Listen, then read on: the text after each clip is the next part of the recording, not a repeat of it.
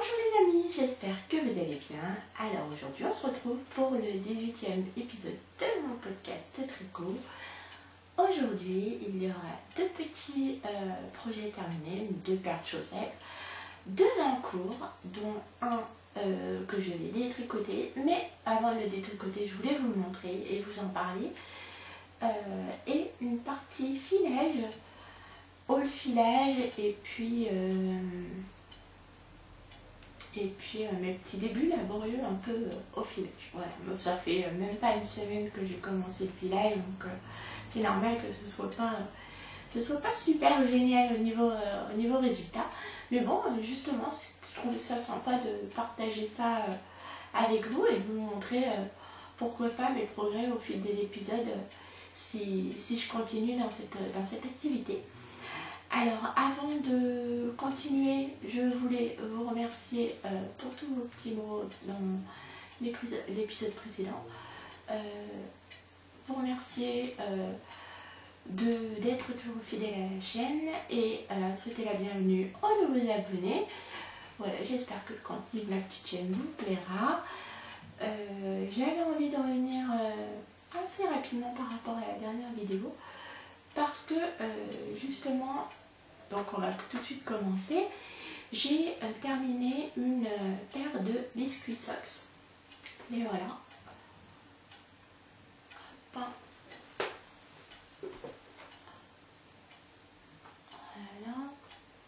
Donc c'est une paire de chaussettes qui se tricote en decay, donc avec un fil avec deux fils, donc un fil de mohair couplé à un fil chaussette. Voilà, donc moi de mon côté j'ai utilisé des restes du coloris vanille en mohair, c'est de la Kid Silk de Drop que j'avais utilisé dans mon Love Note. Et un reste, je peux même plus vous montrer un petit bout de laine parce que je l'ai vraiment utilisé jusqu'au bout. Le coloris milk quelque chose. En fait, c'est la laine, la couleur la plus beige, la plus claire de West Yorkshire Spinner.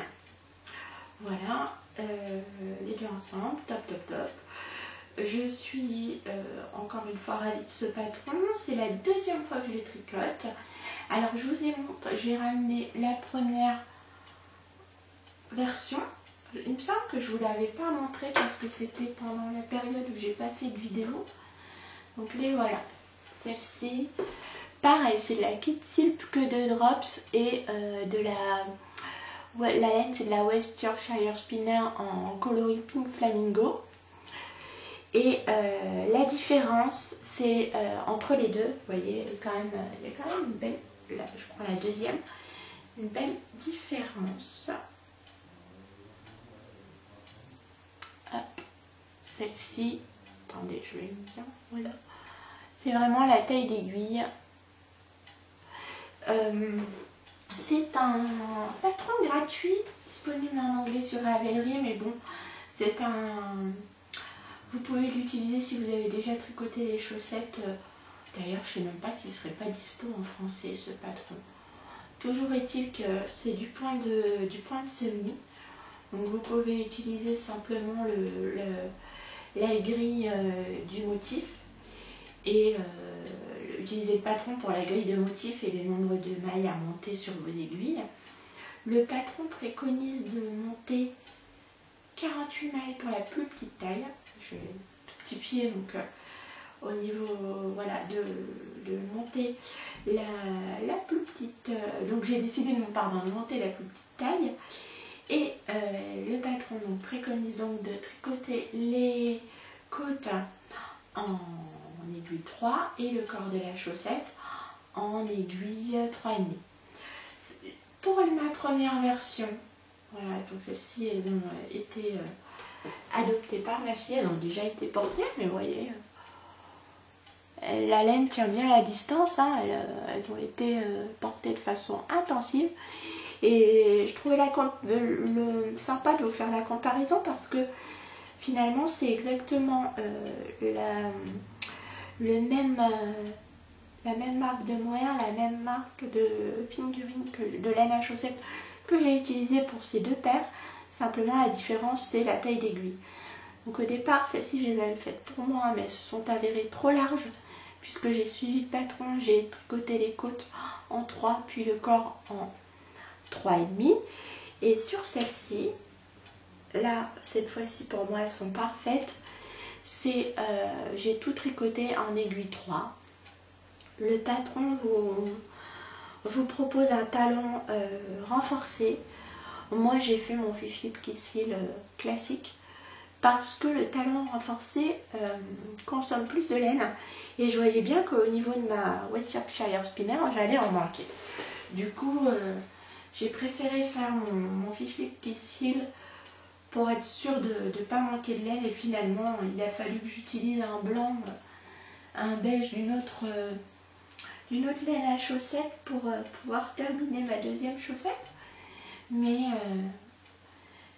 j'en suis contente, voilà. Donc c'est un très très chouette patron que je vous recommande, il est gratuit, il est très très facile à suivre, très très rapide à faire.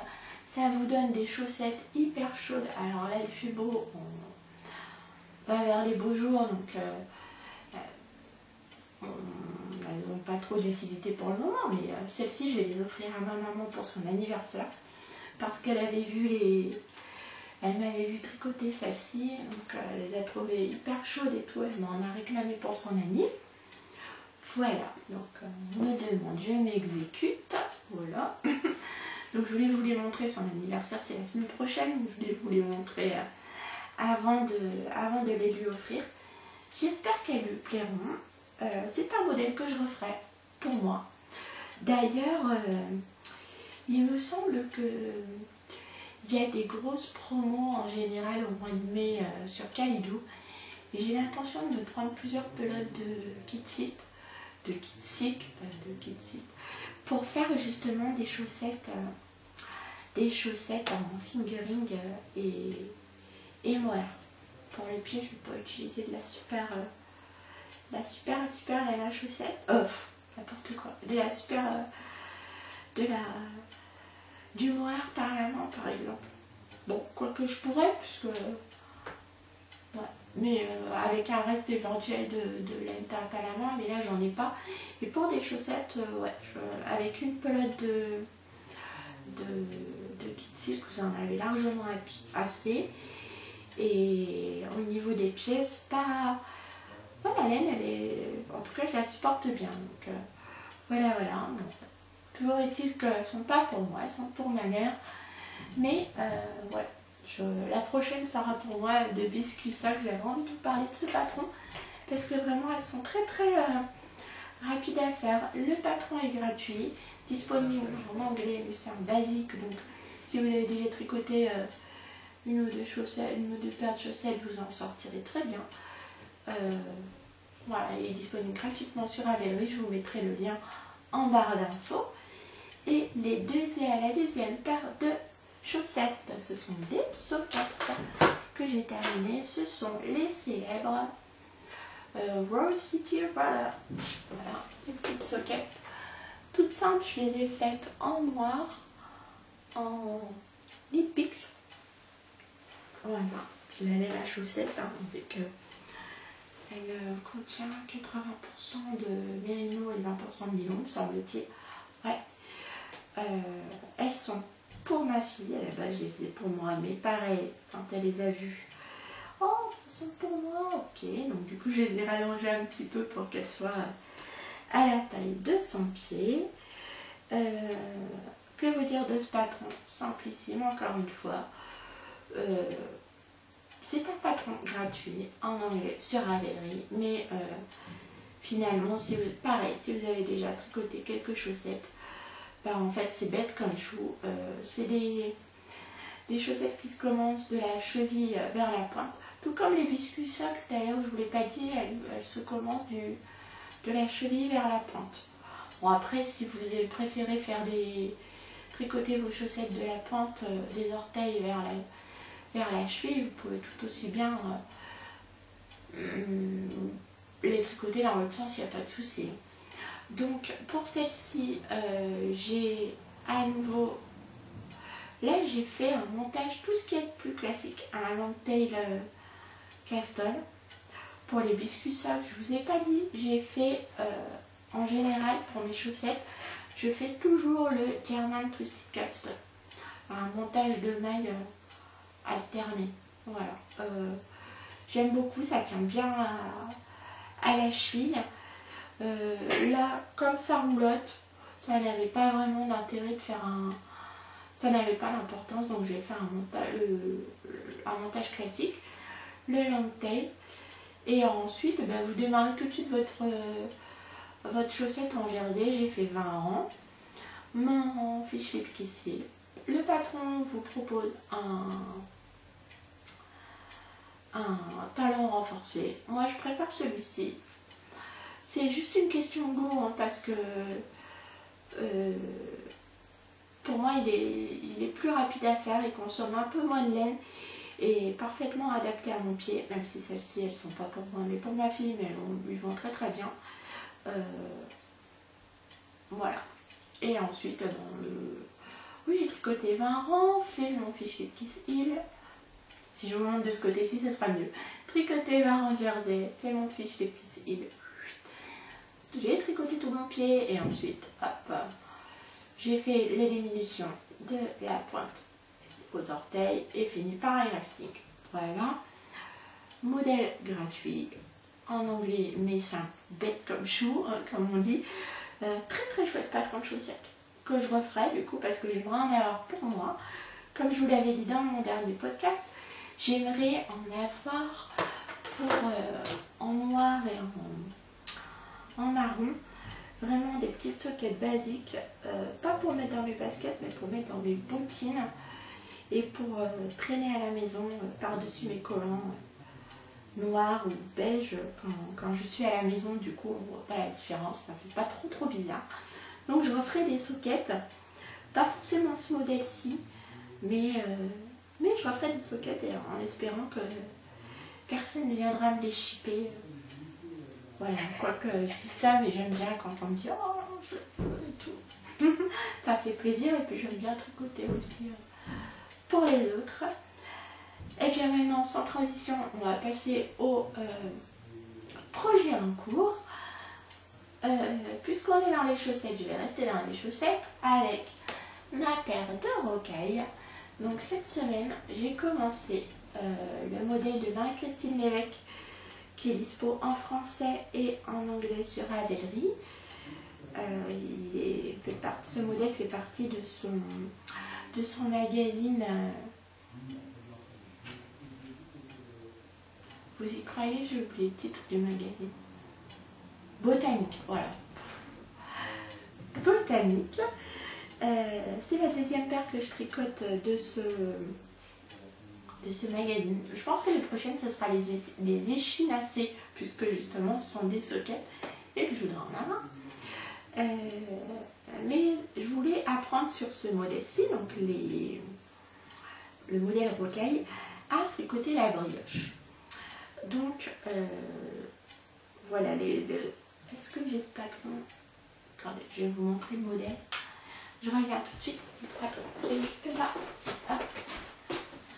Je coupe pas, hein, je vous garde avec moi, c'est pas grave. Voilà. C'est ce modèle-ci.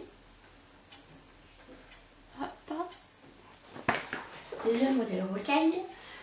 Comme je vous l'ai dit, dispo en français et en anglais sur Ravelry.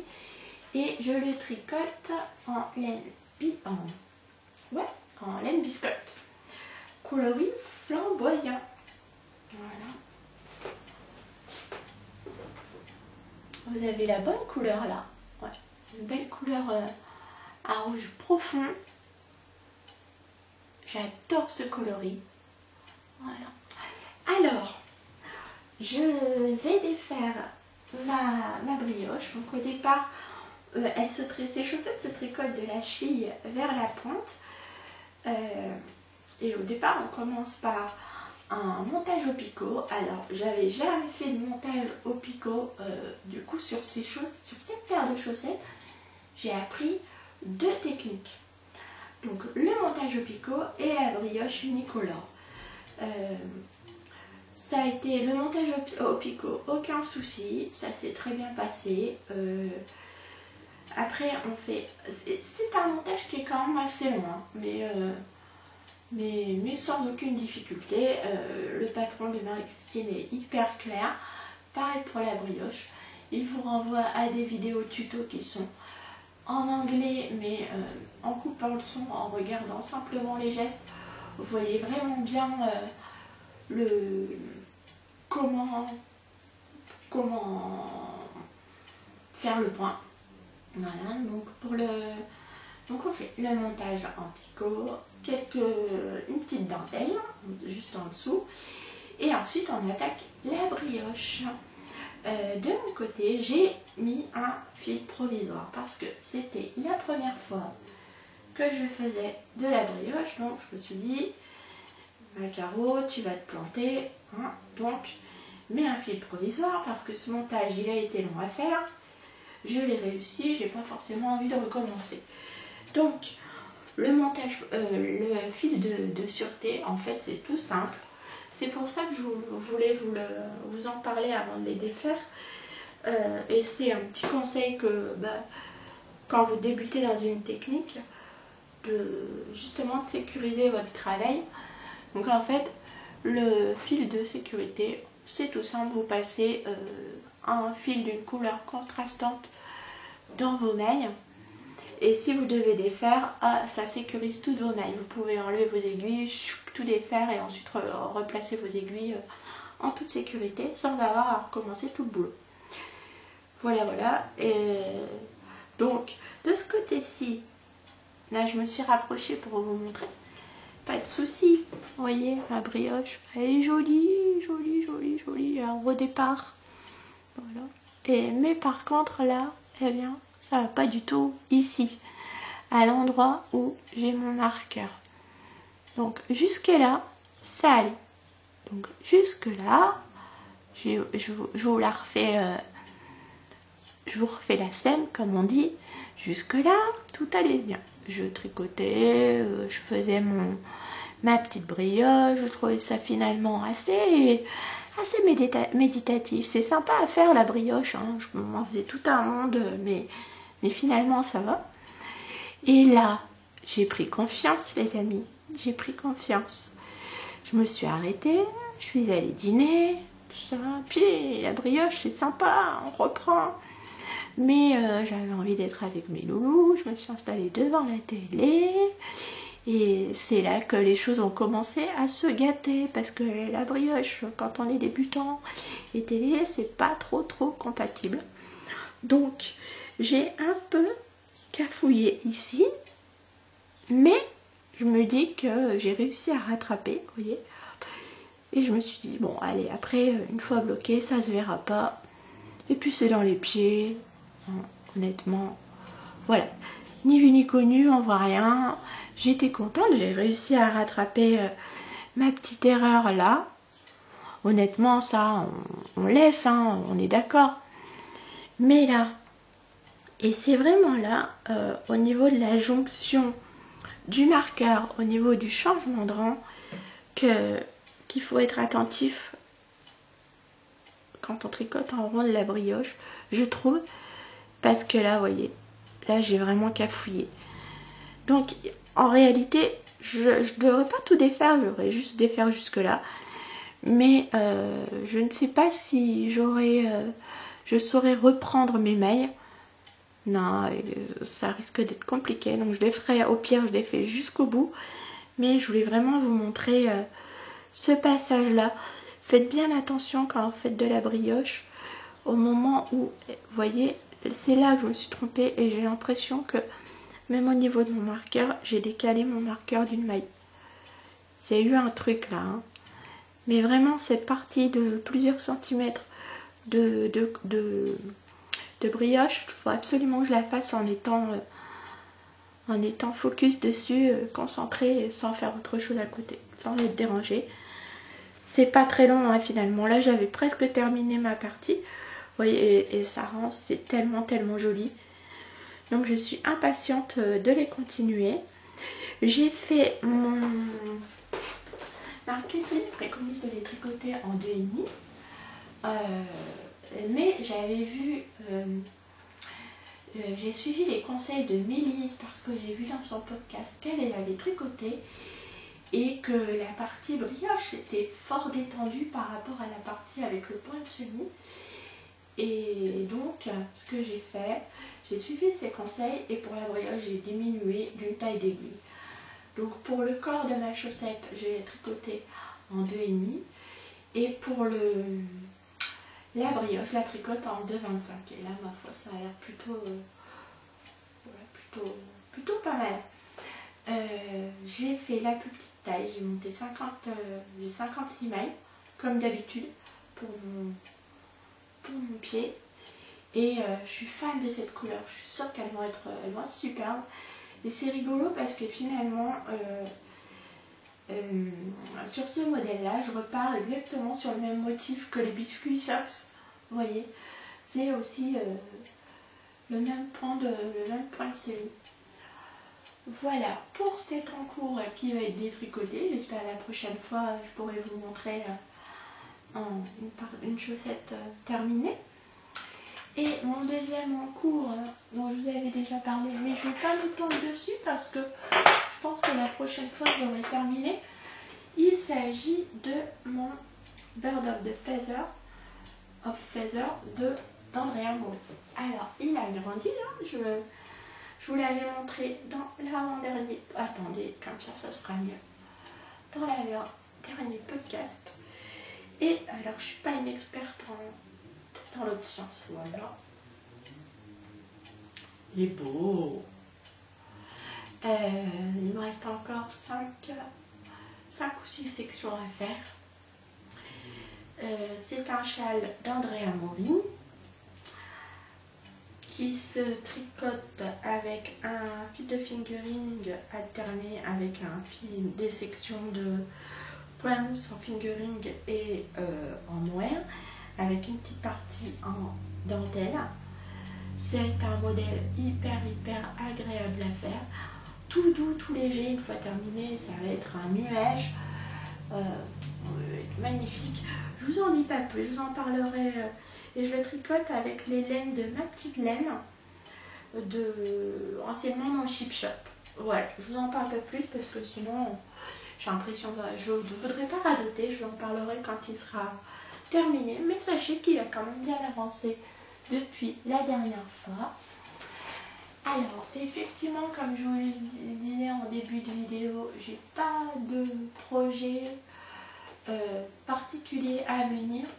J'ai des envies et j'aimerais bien faire un top d'été, essayer de faire un petit top d'été, mais j'hésite sur les modèles. Ouais, j'hésite sur le modèle, j'ai pas encore trouvé le modèle qui me ferait franchir le pas. J'aimerais bien refaire un Triscao, soit en version gilet, soit en version pull, même les deux d'ailleurs. Un long cardigan bien doudou. Voilà.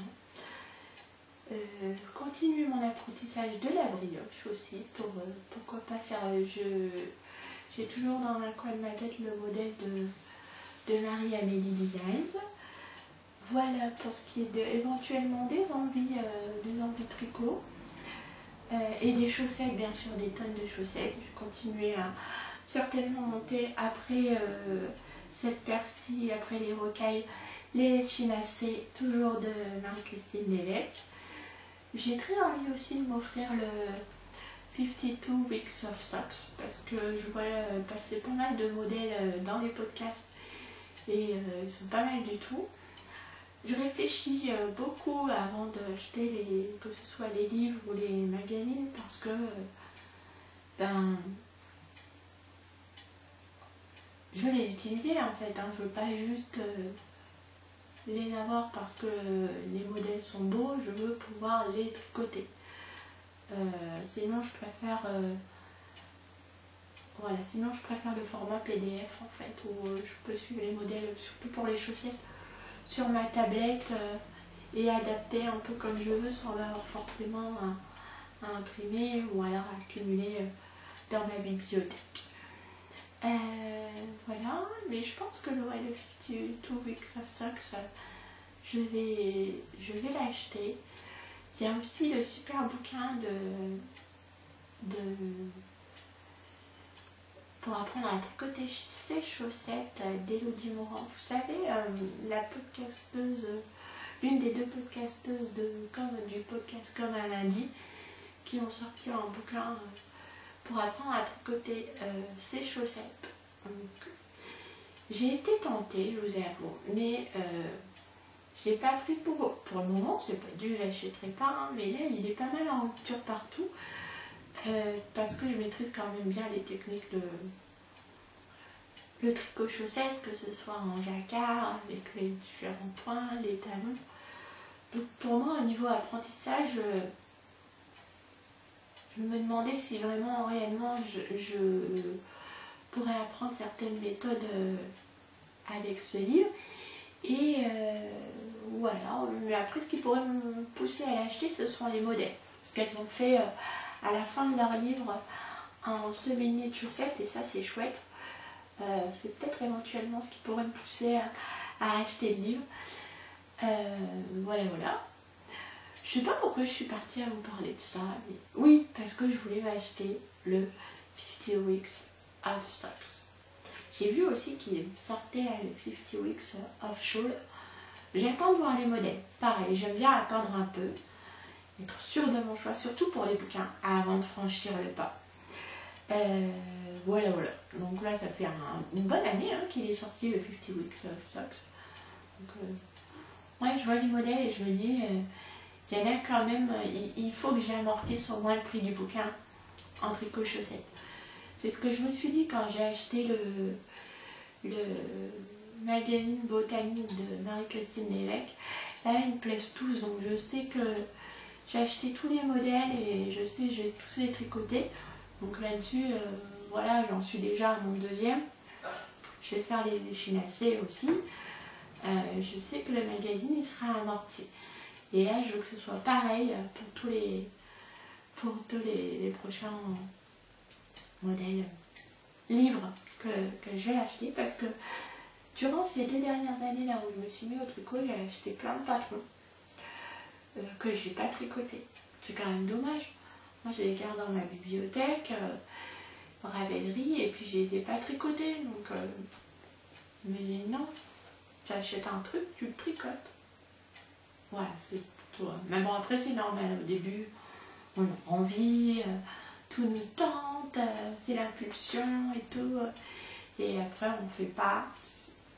Voilà. Et moi, si je commence pas le projet aussitôt, ben après, ça dort, le patron, il dort dans un coin. Et je l'oublie et je passe à autre chose. Et c'est dommage de laisser ces beaux petits patrons comme ça, de les délaisser tout seuls dans leur coin. On ne laisse pas les patrons solitaires dans leur coin. Il faut les tricoter. Donc, une résolution là que je me suis prise en début d'année et j'y tiens. Voilà. Ensuite, eh bien, on va terminer ce podcast avec une petite partie filage. Mais avant de vous parler, de vous montrer ce que j'ai acheté, je voulais vous montrer pourquoi je me suis lancée dans le filage. C'est à cause de ça, de ces deux objets. Donc là, c'est un fuseau. Alors, un très vieux fuseau qui date des années 50. Et la quenouille qui l'accompagne. Et en fait, j'ai retrouvé ces objets chez mes parents. Et il s'agit de mon... quand j'ai vu ça, je me suis dit, oh mais mince maman, t'as un fuseau, tout, c'est chouette. Je vais l'essayer. Et je voulais l'essayer parce que elle m'a raconté l'histoire de ces deux objets. Et c'est mon grand-père qui a fabriqué donc ce fuseau en bois de grenadier. Donc ce fuseau et cette quenouille, voilà, pour ma grand-mère qui vivait, ils étaient portugais, donc ils vivaient au Portugal. Bon, je ne sais pas ce qui s'est passé les amis, mais mon appareil photo a décidé de couper la vidéo. C'est tout. Voilà, il a tout coupé, son image. Donc me revoilà, désolée pour cette interruption. Donc comme je vous le disais, j'ai retrouvé chez mes parents ce fuseau et cette quenouille. Et c'est mon grand-père qui, dans les années 50, l'a fabriqué pour ma grand-mère. Ils étaient éleveurs de moutons. Ils avaient un troupeau de moutons. Et donc ma grand-mère filait la laine. Voilà. Et ensuite tricotait des vêtements pour ses enfants avec la toison de leur propre mouton.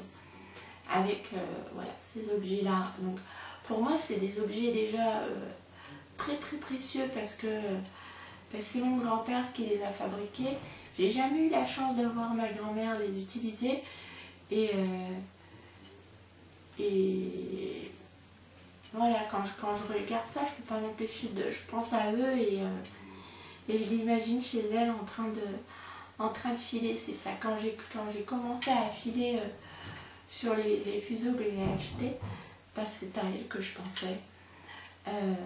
Mon grand-père a fabriqué donc cette quenouille et ce fuseau en bois de grenadier.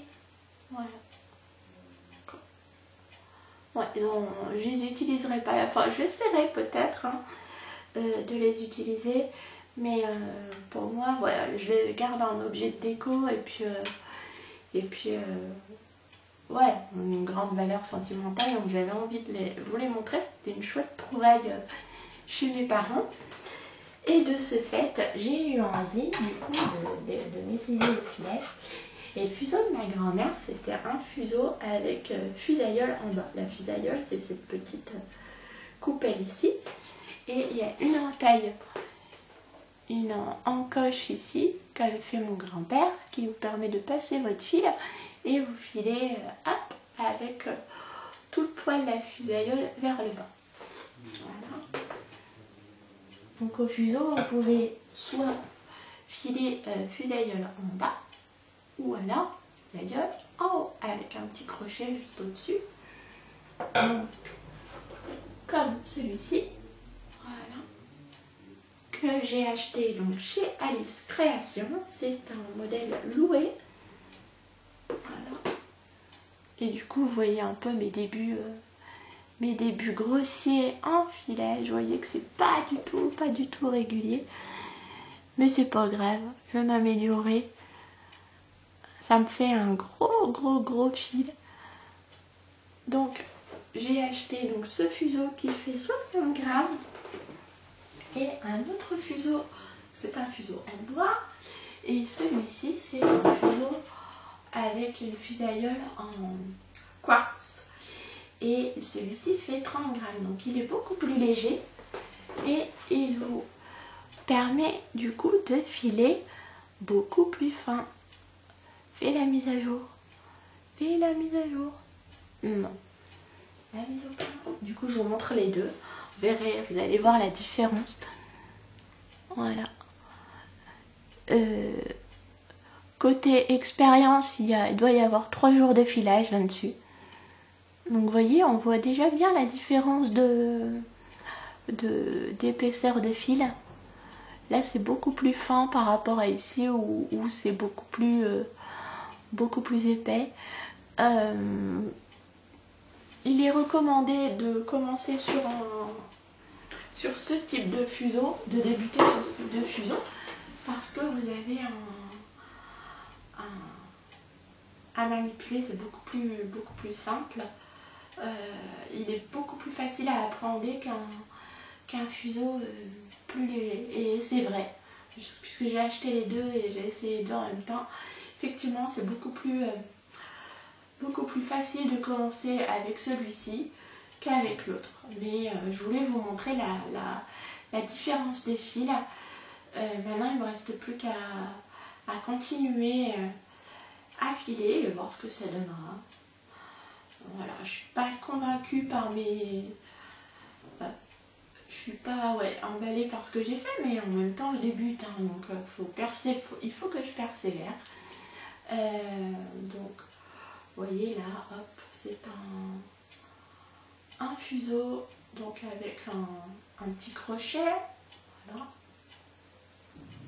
Je vous montre pas comment j'ai fait mal, hein, parce que vraiment j'en suis à mes tout début.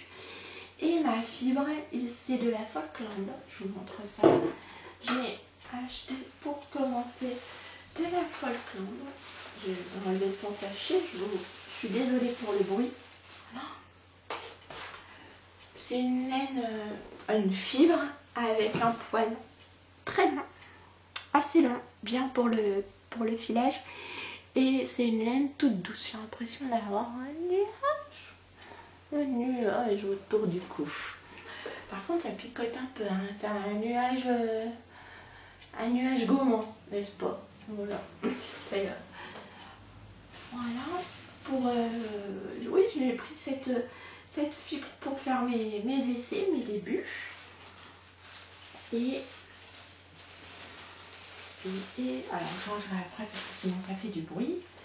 Et un petit lot de 10 couleurs de 20 grammes,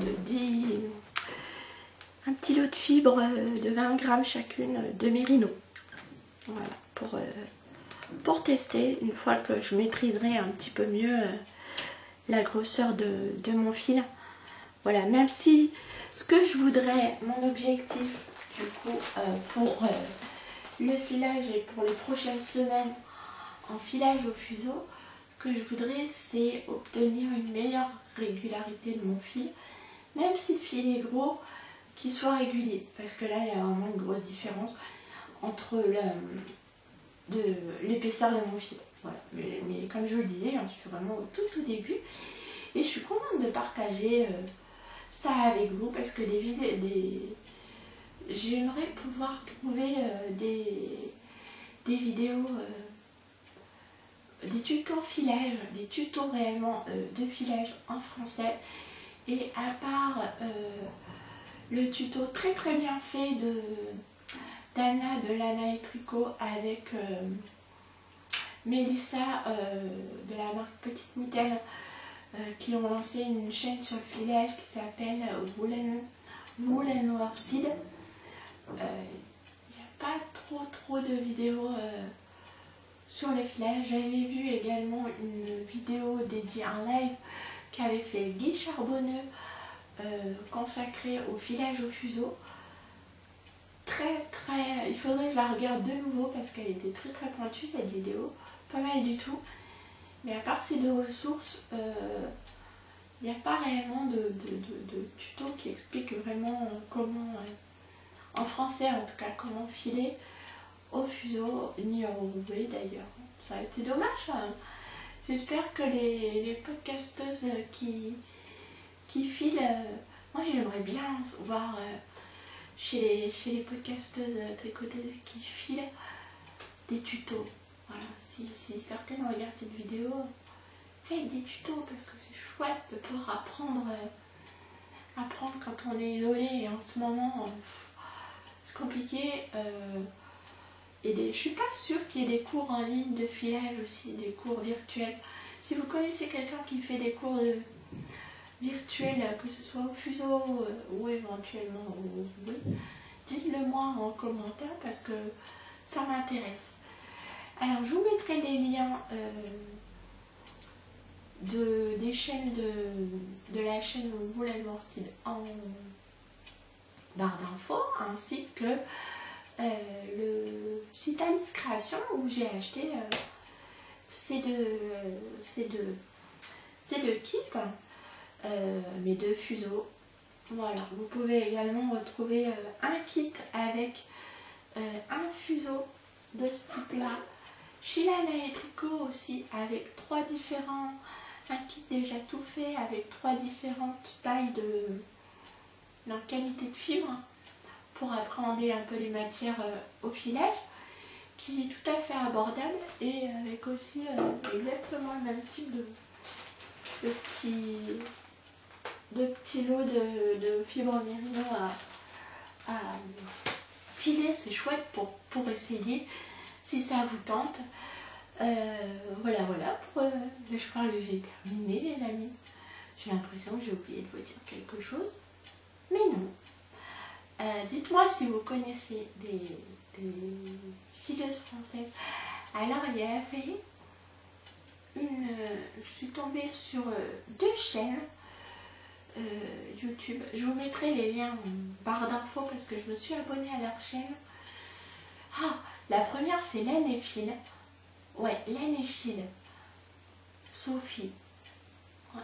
Et je me suis abonnée à sa chaîne quand j'ai découvert et je me suis abonnée particulièrement pour après avoir visionné sa vidéo sur les filages où pareil elle expliquait son processus d'apprentissage et une autre petite Gélette, une petite blondinette aux yeux bleus toute mignonne qui file aussi mais